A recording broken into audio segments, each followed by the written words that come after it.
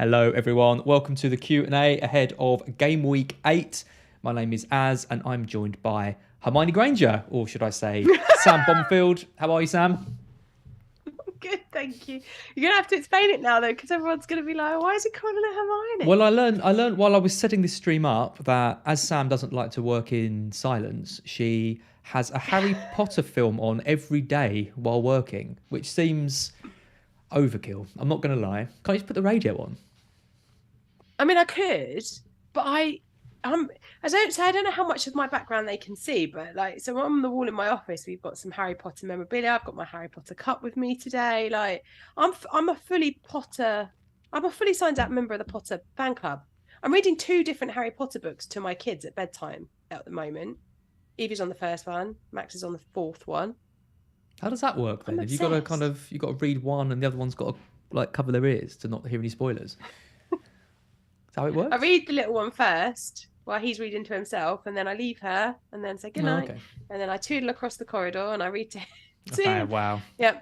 I'm basically installing a love of Harry Potter. So yeah, and as I said to you as we were about to go live, like, I just wish I was Hermione Granger, and then so I think that's going to stick now, isn't it? It is, yeah. Well, this has absolutely nothing to do with FPL. We should probably irrelevant into that. Irrelevant as usual. It's a big week because we're back after all the postponements, and we've got 7 fixtures to look forward to. Do get your super chats in, and we will answer all of those in this stream. Just a reminder that 50% of all the super chat money we raise goes to Street Child United, which is the charity that Gianni Buttici works for, which aims to raise awareness for homeless children around the world by arranging kind of football games for them to play. And they're all going off to Qatar to play in the big World Cup there and sort of raise money and funds to a really worthy cause. So do check them out, and obviously do donate either through them or through us on the chat as well.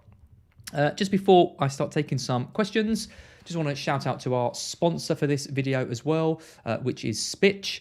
If you haven't checked out Spitch yet, it's kind of a new fantasy football game to play. There's links in the kind of description below. There's a free season mode with £2,500 in the prize pool. You can sign up anytime you like. Just because you've missed the first sort of 7 weeks doesn't mean you've missed out completely.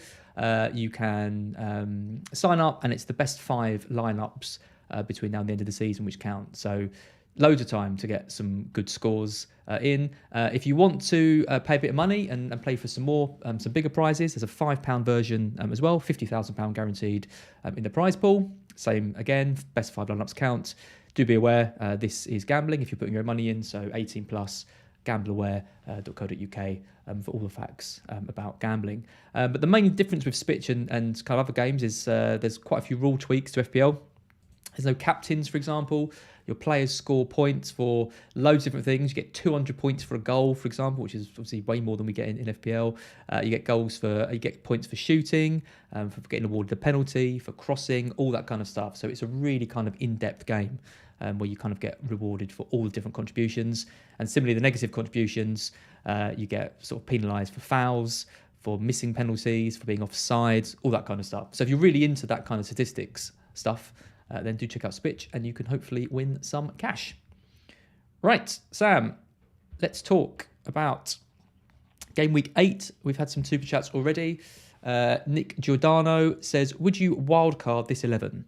Ward, Cancelo, Trippier, Neco Williams, Emerson, Kulusevski, Martinelli, Andreas, Haaland, Mitrovic, Jesus. That's his team currently? That's his team currently, I think. No. I'd keep that for this week, wouldn't you? Sounds pretty good to me. I mean, the only real worry there is Ward, right? I wouldn't want to be playing Ward. Yeah. But that's not the end of the world. Like, I think the wild card will be better used with that team next week over international break to set you up for the fixture run that comes over the next few weeks. I think that team looks fine for this week. Most people would like to have that many players playing this week. Yeah. I mean, the only issues really are Ward's, but I mean, he will play. Maybe he can get some saves. Emerson's a bit of a risk, isn't he? Because Creswell's back, and does West Ham stick with that 3 at the back formation? I think they probably do. Can Creswell start 2 games in a row, sorry, in quick succession in 3 days? Not sure. No, nor am I. So I think Emerson probably starts. Kulusevski's a bit of a risk, isn't he? Because, you know, he will get minutes even if he doesn't start though. He's not going to get no minutes at all. So yeah, I think you ride it out this week, Nick, and do it next week over the international break. Yeah. Yep. I would too. Yep, I think that team looks fine. FPL Borat. I'm not doing the wow we were today. That's all you can get. Is Kane a better captain than Haaland this week? Thoughts? Also, who are you both putting the armband on? That's an excellent question. Captain and Kane. Are you? Yep. I'm last night. also captaining Kane. There you go then. We both think Kane is a better captain option. I just think that the fixture against Leicester is better than the fixture against Wolves. It doesn't mean I think Haaland's not going to return, by the way. I think he will. I just think that the opportunity for Spurs to score more against Leicester is there than Man City against Wolves. And there's not many game weeks this season where I think we won't want to captain Haaland. So why not go for a slightly differential pick this week when the differential feels like he's going to score? I mean, it's his biggest FPL haul ever. Came against Leicester, 24 points, 16-17 season. I owned him then. And he's got a great record. He averages 9 points per match against them. So I'm all about the Kane love this week. Just as a surprise, in case, you were shocked to hear that I'm loving on Harry Kane this week. I wasn't sure if you owned him or not. I couldn't remember because you didn't have him. I bought him in last night. You bought him in last night, No. yeah. I think that's what... I think people are either going Salah to De Bruyne, aren't they, or Salah over to Kane. Yeah, I did the Kane one. There's obviously a lot less love for Son at the moment, even though that, to me, was the obvious move. If Son had any semblance of form going in, I think Salah to Son would have been the move I'd done. But yeah, I mean, Kane's got 17 goals in 14 appearances against Leicester. 3 assists in that time as well. So I think it's his favourite team. I did think about Son. I thought maybe it might be the right thing to do because I'm planning, I think, to wildcard next week. So I was kind of like, I'm basically bringing in a player for a 1 week punt, and then maybe it's 1 week punt is on Son. And the underlying stats for Son against Leicester are also good. He's not got a bad record against them by any stretch. He performed really well against them last time around. So there was that playing. But then I look at, if all of the teams that Kane likes to play against, like you said, is Leicester. He'll comment on that in his interviews. He talks about how he likes to play against Leicester. So I just thought, no, I need to go there. But I think if you are, you want to be a bit different, then have a punt on Son this week. But Kane, for me, is the best captain option this week.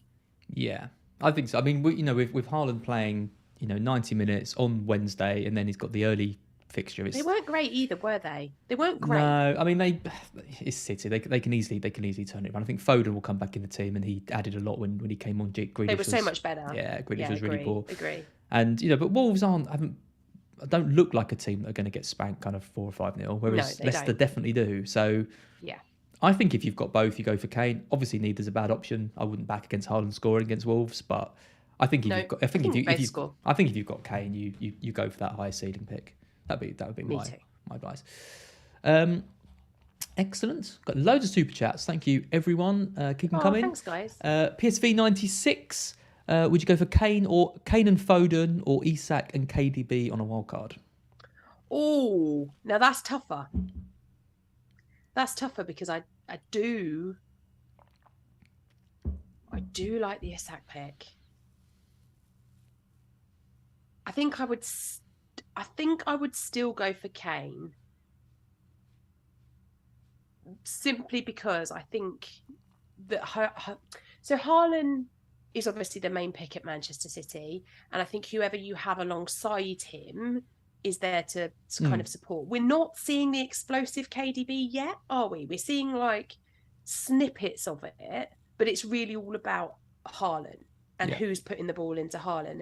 And at City, with the way that they create opportunities, those opportunities are going to come, yes, from KDB, but also from Foden, also from Cancelo, from other areas of the City field. So I kind of see KDB as being somebody that you could have Foden instead of. Like, I don't think that there's a golf in price, but is there a massive golf in their returns potential?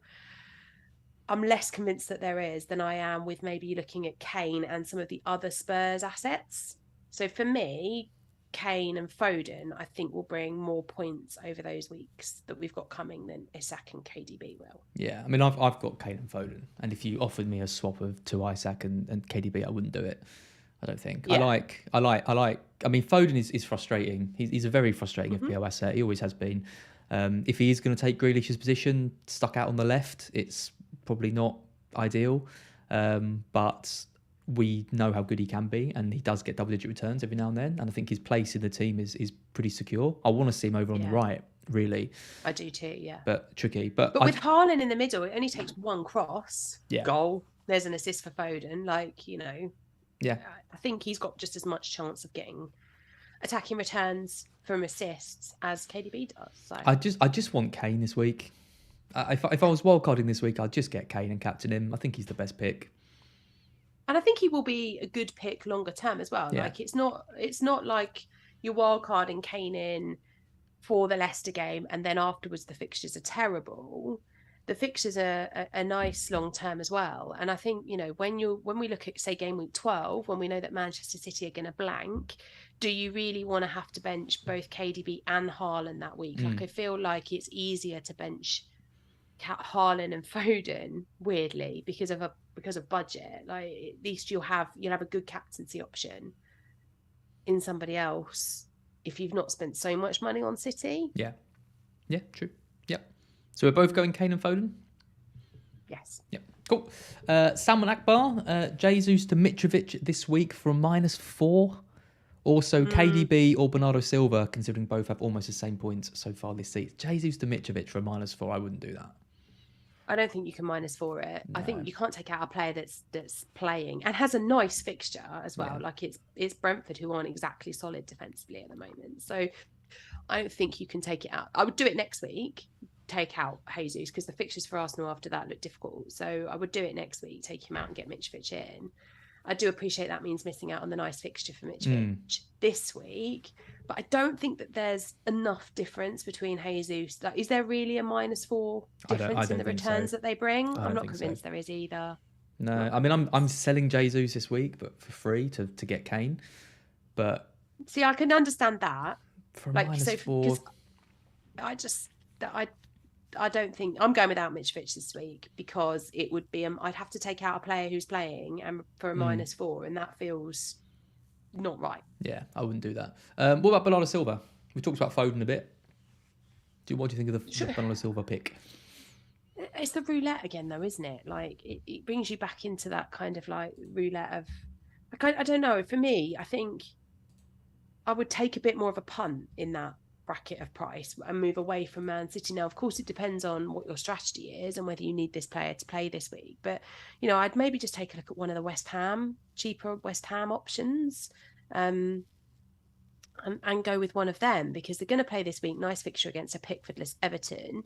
And then West Ham fixtures after this game week are nice. So I think I would be inclined to stay away from the potential roulette that we might see at Manchester City, particularly given the Champions League and the blank game week that we've got coming up in game week 12, and focusing on a team like maybe West Ham instead.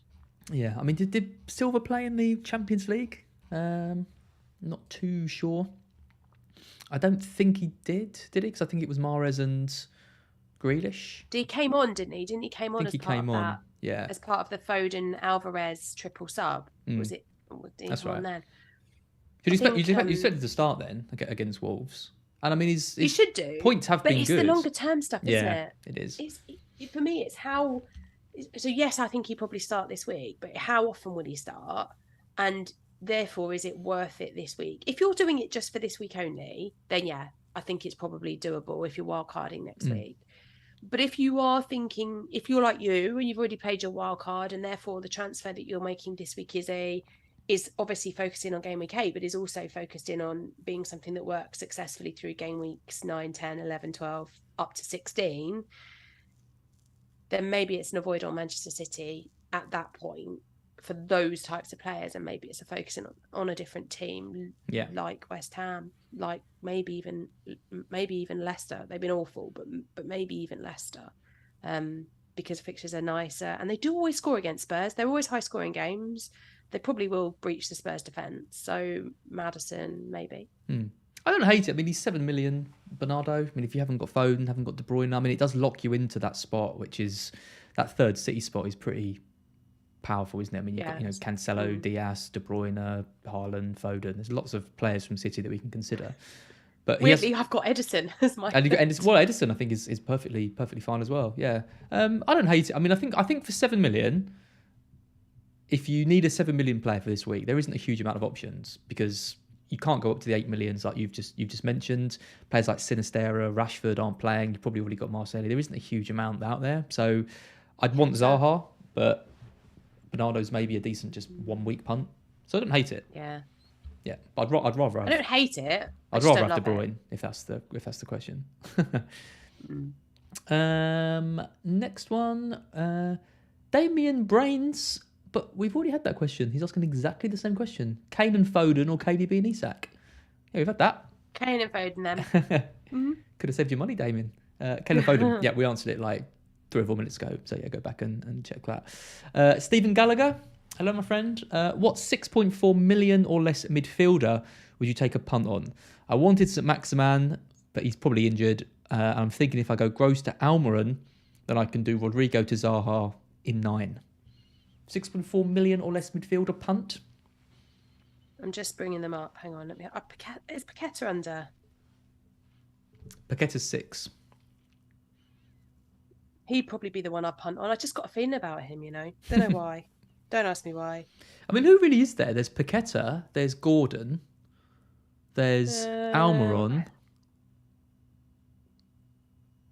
I mean, I do like the Rodrigo to Zaha move next week.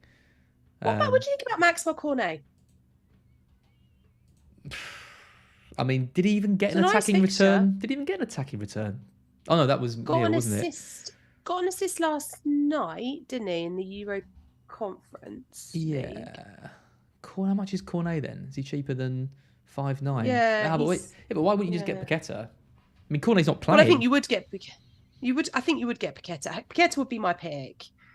Everyone else is just a bit either not playing this week or just a bit not likely to return or has a difficult game. I think it's Paqueta for me. I don't. There's no one else really. The only good thing about Almiron, so Almiron's 5 million. Almiron. But for Stephen, that would mean that he can then do Rodrigo up to Zaha, which I like because I think Zaha from Gameweek 9 is really nice. And if I'm thinking Paqueta, Almiron, and Gordon, there's probably not a huge amount in between them. I'd probably put Almiron bottom of that list though. I'd say Paqueta. I'd go for Paqueta. I think he's going to start hitting some form. I mean, lots of people are going for Bowen, for example, and he's 8.1, and you can get an attacking West Ham player in for 6. So let's say Paqueta. Yeah? Yeah. Okay. Yeah, I'm with you. Yeah. No, Paqueta. Maybe my pick. Paulie G wants to know what you think about Son and his poor start to the season. I honestly think that it's a confidence thing. It's just a real confidence issue at the moment. And it's not like he's not getting chances. He is. He's not fully committing to them. Like I feel every time I watch him, the runs that he's making are just half a yard slower. It's almost as if he's not quite fully committed. And when he goes for them, if there's a defender nearby, he kind of checks himself a little bit more than he would normally do. But I do feel like with Son, when he gets 1 goal, that'll be it. He'll then go on a run. And it's getting on him at the right moment. And this game against Leicester does actually feel to me like a moment where his season could pivot. Because if he doesn't return in this one, then I do genuinely think there's a conversation to be had with the Spurs kind of team for Conte that says, well, I've got Kane and Richarlison who are playing really well together, and Richarlison's making a good impact on that Spurs team in a way that I never thought he would. And when Kulusevski's coming off the bench, because sadly he's the one that's kind of been sacrificed for Richarlison so far, he's making a big difference and he's committed and he's doing all the things that we loved about Kulusevski last season. And then Son seems to be the kind of weaker link at the moment. So I think Son starts against Leicester because there was a lot of chatter about, is Son even going to play the game? I don't see that happening. I think he starts. But if we get through to the end of that game and still got no returns, then I think it's a problem. But he is a player that I do fancy to do well this weekend, and I do think that I saw enough from him against Sporting to suggest that he is starting to feel a bit more at home. He's a creature of habit, is Son, and I remember saying to Lee back at the beginning of the season that I worried slightly about the Richarlison buy because Son's never really had any competition for his place, No. not directly. There's never been another player at Spurs who's directly been able to He's take never needed Son's it. place, because we've never needed it. And because we've always had other weaker areas of the pitch where they've kind of backed it up with other players. So, you know, we've had the likes of Mora and Bergwijn who could have taken other positions, but they were never really a threat to Son's starting 11. But the arrival of Richarlison always felt to me like this is a direct threat to your place. And how will Son cope with that? And I think he's not coped very well with the fact that there's somebody else that's come in, can play in his position and is playing better than him. And now he's over. Do you think Perisic as well is kind of impacted? Yeah. Because Perisic is taking up his runs, right? Making his runs and... Yeah, and he's taking some of his set pieces as well. So, you know, you've got a player who's always been the most important, one of the most important cogs with him and Kane in that Spurs team. Now we've got a Spurs squad that has alternatives, new ways that we can play, different styles going on in terms of the wing backs, the runs that those players are making, and that's affecting Son's game. And I think we're starting to see over the last couple of weeks him understanding what his job is in the team with all of these other cogs at play. So it's confidence. Always has been with Son. It's always been a confidence player. And when he first arrived, I remember being like, "Who is this guy that we've signed? Like, he's not adding anything." And then he started to score, and then he's become the player that he is now. And I think for me, I do think that this week might be the week that we see Son on the score sheet. So you think he starts then this week? I think he starts this week. Yeah, Lee and I are arguing about this. He thinks he won't. I cannot see that he doesn't start Son this week. I think it will be Son and Kane, and then the conversation is between Kulusevski and Richarlison as to who gets to start. I think I side with Lee in that. I think Son misses out. I just don't see it. Conte is such a he's a good man manager, and he's a good reader of people's kind of like we saw how it affects Son when he's substituted. I think if he doesn't start Son this week, heading into an international break, he might break him. Yeah, true. Yeah, you could be right. Neil S. Hey guys, need some help with my wildcard. Kane and Gordon and Perisic versus KDB and Tony/Isak and Nico Williams. On paper, the choice seems obvious, but worried about having no Spurs versus Leicester. Rest of my team is pretty template. So Kane, Gordon, and Perisic versus KDB, Isak, and Nico. Would you rather Tony or Isak on a wild card? I think I'd go Isak on a wild card. Interesting. I think so. Just because it's a bit more. I always think when I'm wildcarding, I like to have a couple of picks in there that are just a little bit more different, that can kind of break the template. It can give you a bit of a march. I do really like Tony, but I do just like the slight difference that Isak brings. Okay, so KDB, Isak, and Nico Williams, or Kane, Gordon, and Perisic. I don't really like the Gordon or Perisic picks in the second one.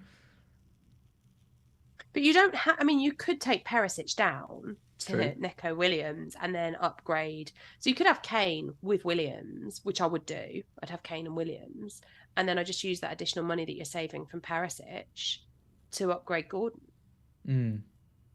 So someone like Paqueta. Yeah, maybe. So that gives you one... If you do Perisic to Williams, that gives you, 1.3 or something. So yeah, that gives you enough to do... That gives you enough to do Gordon, and it probably gives you enough to do him up to, someone else if you need to down the line as well. Yeah, I don't really like the Gordon pick. I think Perisic's underlying stats aren't high enough for him to be worth the risk of him not playing each week. That's what I'm seeing with him. Mm-hmm. So I think if I'm picking out of those options, I'm going KDB, Isak, and Williams. But you're right. I think I'd rather have Kane than KDB, and I would switch out Gordon and Perisic for something else. Paqueta and Williams sounds pretty good to me, actually. Yeah, I mean that's what I would do, because I those two together are they're a nice combination. It also sets you a little bit closer to that midpoint, like you say, to give you more flexibility moving forwards. And with Williams, you are guaranteed, you don't play him most week, but you're guaranteed that when you do need him, he is going to play. and there's some attacking threat there. Whereas with Perisic, there is always the Sessegnon threat. Like, I would not be surprised to not see Perisic in the starting 11 this weekend. I think it'll be Sessegnon. Played the full 90, didn't he? Played the full 90 in the comments. Yeah. I think it'll be Sessegnon that starts this weekend. Yeah. Tanky giving us a reminder that Wolves did get spanked by De Bruyne last season. That's where he got his 4 goals. They did. They will not be as bad. 24 points. They will not be as bad as that. No. I can guarantee. Because they died to death last year, didn't they? No one could be as bad as they were in that game. I've never seen anyone given more space than De Bruyne in that match. Violet Citizen, thoughts on 3 hit. I have just 7 starters and no wildcard. Thoughts on Son and Bernardo Silva over KDB and Kulo as a differential. 7 starters and no wildcard. And presumably just the 1 free transfer. So you can only get to 8. I think 10 is the minimum you need this week. Do you? Why, do you think you can get away with the ads? I'm just not sure how big a scoring week it's going to be this week. I mean, I look at the fixtures and I think as long as you've got Trippier, as long as you've got 2 City players, Cancelo and Haaland, an Arsenal player, Mitrovic. See, I've got 10. I got 10 this week without a hit. I've got 3 City with Ederson, Cancelo and Haaland. I've got Kane. I've got Martinelli and Jesus. I've got Trippier. So I keep looking at my team thinking, should I take a -4 to get to 11? But then I don't know who I would -4 in because I feel like I've filled up on City. I can't really -4 a Spurs player in because who would I go with? I feel like it would, in order to get them, it'd have to be a cheaper one. So therefore, probably a defender. Probably Emerson Royale. Is Emerson Royale going to get a clean sheet and an attacking return? Very unlikely. Could go Sessegnon, but then there's the risk he doesn't stay on for 60 minutes, and then that's a nightmare if you free hit him in. If you've spent a -4. So I think I'm going to roll through it with 10, but I don't think I would roll through it if I had 9. Yeah. Yeah, I know. It's scary because you don't want to go into a game with 7 or 8. I think if I had 8 without a hit, I'd be tempted to hold the free hit. Because the free hit, especially with the double game weeks that are like, could come in at any time. If you could move suddenly for a free hit team of 11 doublets, that's going to be better than just getting in 3 more players for this kind of crappy looking game week we've got in game week 8. I do tend to agree with you. I'm not sure the free hit is. I mean, I made a free hit team. I do like it. It is nice, but the double game week is appealing for a free hit because you can really upscale the points returns you have. Whereas I sort of feel if you free hit now, you're just keeping up with the wild carders potentially rather than getting yourself a march. Yeah, I think if you've got 8 players, even with a -4. And you've got all of the main guys. So like I said, your Arsenal players, your City players, Trippier's in, maybe you've got Kane or something, I don't know. As long as you've got like a good looking 8 players, I think you hold. If you're scrambling around to get in 8 guys and it still doesn't even look good, then I think you probably need to play the free hit. It's really hard for me to talk about Son and Kulusevski because I just don't know who starts out of that Spurs lineup anymore. The only one I'd feel really confident on is Kane. I do think Son will start. I'll be really surprised if he doesn't start. I'd be more surprised if Son was benched and Kulusevski started than the other way around. I think. I would. Because I think it's going to be Kane, Richarlison, and Son. It's the Richarlison and Kulusevski one that I'm struggling with today because I would be really surprised to see Kulusevski benched again. That'll be the 3rd game in a row. I'll be really surprised, given his form when he comes on and his work ethic. I'd be really surprised to see him benched again. But then I also didn't think that Richarlison was. So I thought he deserved to start the Champions League because he was excellent in the Champions League the week before, and then obviously we didn't have the game in between. But on Tuesday night, I didn't think he was quite as effective in that game. And I don't think against Leicester that we necessarily need the heavy hitting, go charge him down Richarlison. Whereas I think actually the slightly more technically minded Kulusevski's runs are better against the way that Leicester will set up and play against us, because defensively they're not as good. So I think Kulusevski's tricky runs in behind actually could be the way to go against that Leicester defence. So I wouldn't be at all surprised to see Kulusevski, Son and Kane start that one, with Richarlison replacing Son at some point, because actually I think Richarlison's most effective place is in Son's position.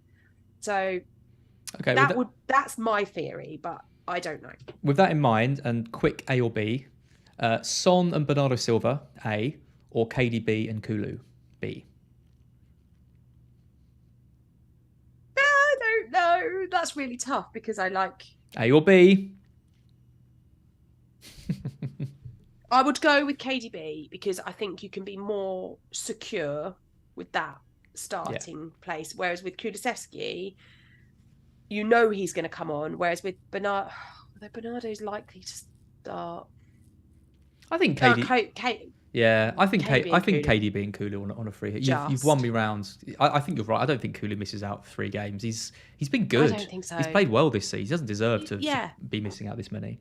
He also could play him. I don't think he'll start him there, but he also could not take him off. And if he starts Sessegnon and just move Kulusevski back into that wing back position rather than playing Perisic and giving Perisic the whole game. I think Kulu, Son and Bernardo Silva are all kind of equally good options. And then De Bruyne is obviously the best one. So pick the one with De Bruyne. That's my advice. Yeah. Yep. Cool. Damien Brains again. Bowen or Paqueta. Emerson or Soufal. We both like Paqueta, don't we, at 6? I do really like Paqueta, yeah. Yep. Emerson or Soufal. I mean, Soufal's a lot safer. Emerson's a lot cheaper. It's hard to say. If you need a player this week, you get Soufal. But I think Emerson probably starts, because I don't think Creswell will start because he played in Europe. So I would go for Paqueta and Emerson, I think. I don't really want to pay that much money for Soufal. West Ham have been awful, like generally speaking. That was just going to be my point. Are we sure West Ham clean sheet? I think Moyes wants to play 3 at the back, and if he plays 3 at the back, I think that means Emerson's at wing back.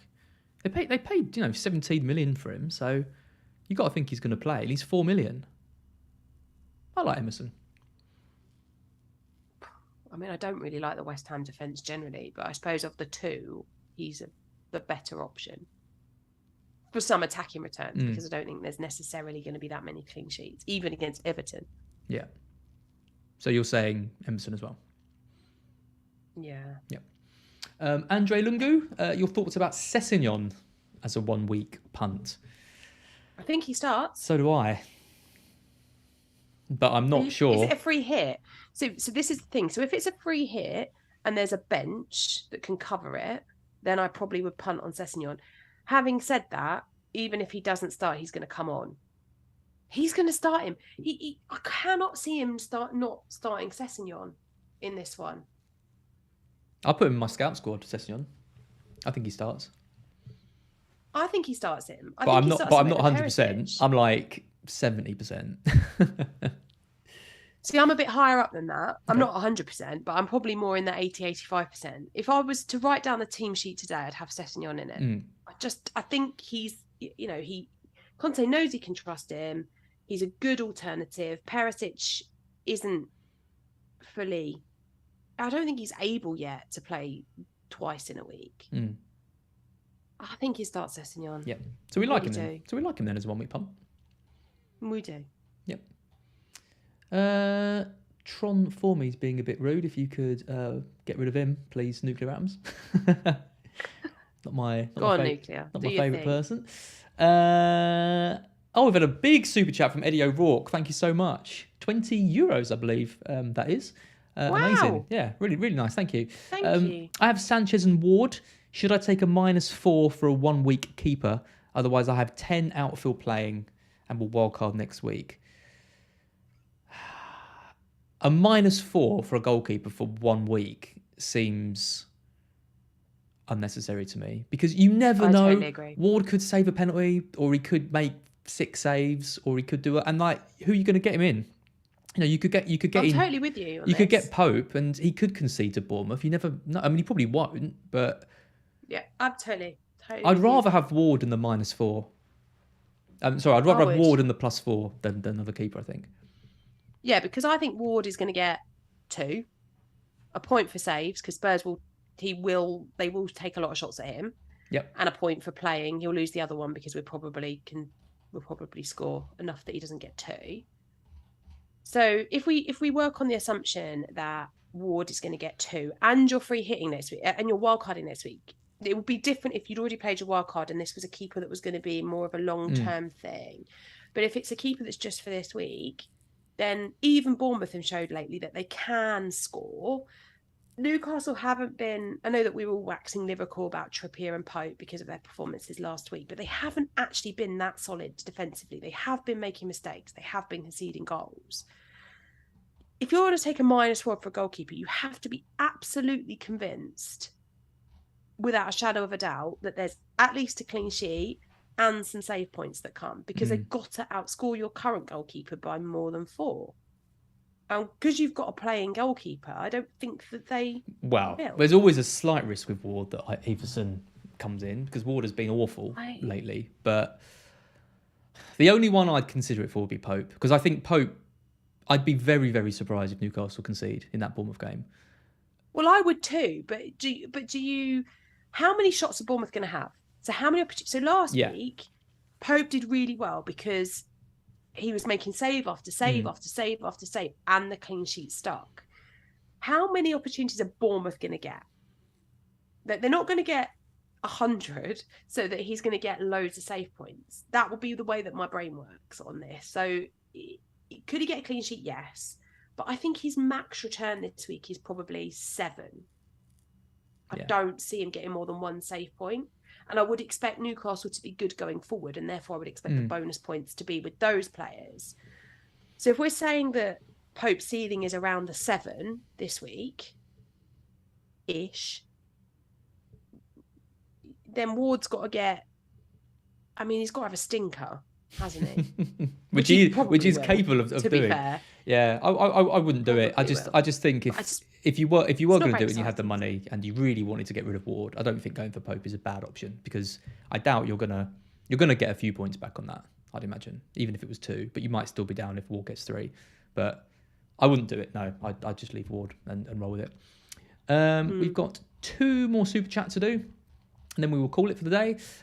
Thank you so much. We've had so many today. It's been great. Hopefully, it's been amazing today. Yeah, hopefully we've answered some other questions that people are posting. I know there's so many questions people are posting as well. Sorry we can't get to them all. It's just relentless super chats this time round. And we are trying to raise money for charity, so you can't blame us for only answering these ones. Yeah. Joel Erkinen, I did Salah to De Bruyne, Greenwood to Mitrovic, and Cash to Share for a -4. Sounds good to me. Rest is template. Can you just tell me it was worth it?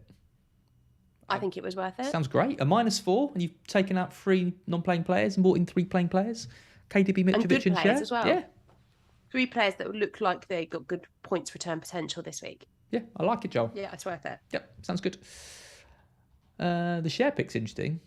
I'd love to have him in when he scores one of his, he will. Bangers. He's going to worldie at some point, isn't he? Yeah. I think he has got one already this season, but he's probably going to get another one. Yeah, he has. He'll get another one this week, probably. Yeah.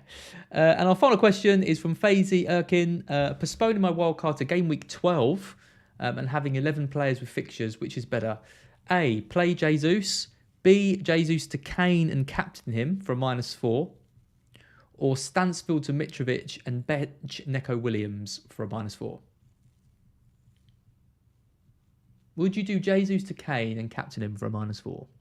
Oh. I also quite like the Stansfield to Mitrovic move. I do. Because so there's 2 ways of looking at this, isn't there? So yes, if you bring Kane in, he's definitely captainable, but you don't have to captain him because I'm assuming you've got Mitrovic, you've got Haaland already, so you have got a captain for that team, a good captain for that team this week. So actually, are you better off to improve the rest of the squad that you've had? And I would say that having Mitrovic over Williams is a massive improvement. Yeah. I mean, that's... Whereas I'm not sure that Kane over Jesus is a massive improvement. No, I think that's always a good way to look at it with these things. It's what of these -4s actually improves you kind of going forward. And you're going to want Mitrovic because the fixtures are so good. So if you do Jesus to Kane, you're then not going to be able to do Stansfield Dimitrovic because you've used that money Yeah. to upgrade Jesus. So I would forget that one and I would do Stansfield Dimitrovic. Get yourself an excellent like upgrade on a non-playing forward. And bench Neco Williams. Yeah, that's what I'd do. And then next week when because you're delaying your wild card, that you can take Jesus out at that point, maybe take him down to Isak or to Tony, somebody in that sort of bracket, and then use the money elsewhere to upgrade other areas of your pitch until you get to your wild card. Yep, absolutely. That's good to me. Yep, excellent. Right, we will call it there. Hopefully we've answered a load of your questions. Sam's done her predictions on the Spurs lineup. Which will be interesting to see who's right out of you and your, I'm all wrong, your husband. then you'll never ask me again, will you? Oh, God. And we can't have Lee be right about Son not starting. That'd be horrible. Can't have Lee be right about Spurs. I better get on the phone to Conte when I get up of here. 2 more videos from Scout. Today, we've got the team news at 3:30. And then it's the deadline stream with Seb at 5:30. Is it 6 o'clock deadline tonight? Oh, yeah. I forgot about the 6:30 deadline. So, 6:30 deadline. So 6 o'clock. Seb will be on for that. Good old Seb, which will be great. Don't forget to give Spitch a try as well. Have a watch back at the start of the video where I kind of explain that a bit more. There's details in the description below. But yeah, get your transfers locked and loaded, and we will see you on the other side of the international break. Bye, guys.